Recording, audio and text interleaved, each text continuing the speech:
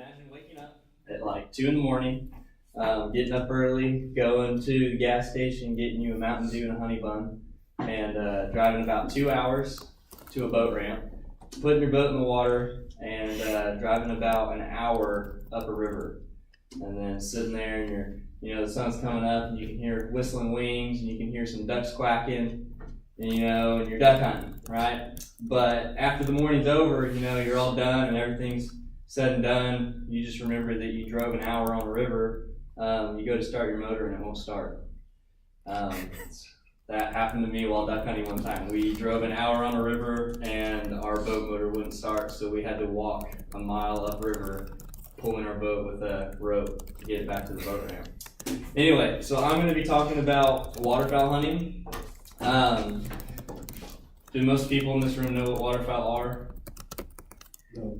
Okay, so waterfowl they're a bird, but they're associated with water. So they feed on water, they lay like their eggs on water, they'll breed on water. They're just associated with water. So if you think of a chicken is considered a fowl. They're always just on the ground, just in the grass and stuff. It's the same thing with ducks and geese, except with water. They're just associated with water. Types of waterfowl. So the most common would be your Canada goose, just the big honkers, the ones you can see in parks all the time. And then the second most known is the mallard drake, which is your duck. So those are your two most distinguished types of waterfowl that you'll see. I'm going to talk about migration. I'm going to tell you about what waterfowl are and how you hunt waterfowl. I have a little bit of background with this. It's a sport, it's recreational, just like Wyatt talked about how, we've played baseball for the majority of our life. I've waterfowl hunted for quite a bit of my life. There's some things I don't know, but there's a lot of things I do know.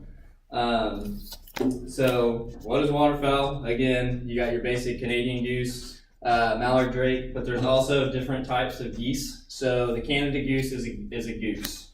There's different types of geese. There's the Canada goose, there's speckled belly goose, there's snow geese, and those are just the top three common geese that are hunted during season. And then when you go to ducks, you have the mallard drake, you have green-winged teal, blue-winged teal, pintails. There's just a wide variety of waterfowl. It's not just limited to two. There's probably 200 types of waterfowl in the world, probably even more. So migration. Every waterfowl migrates. So in Canada, so this is North America. If in the Canada region, all waterfowl nest in the Canada area. So what I mean nest is they lay their eggs. That's where they go and breed. So in like the summer months, August, September, a lot of waterfowl are right here. So every year it gets cold. So we'll go into winter. So every year, winter usually happens up here first, and then it moves down as the year goes on. So when the weather comes, it pushes the ducks down a lot into Mexico. So a lot of the ducks migrate in Mexico because Mexico's warm. It's always warm in Mexico. It's like 80 degrees in the middle of December. So different flyways. So if a bird nests in the Pacific flyway, so there's 4 flyways. There's Pacific, Mississippi, Central, and Atlantic. So this is the Atlantic. No, this is the Atlantic, right?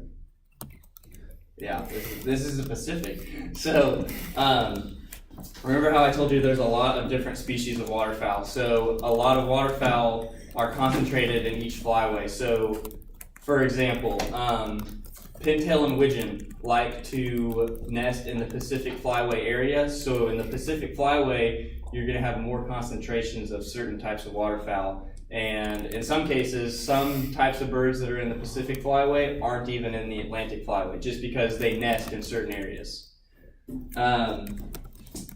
Limits. So when it comes to waterfowl hunting, there are limits. I'm going to tell you the Oklahoma limit, because that's where I'm from. The Oklahoma limit is 6 ducks.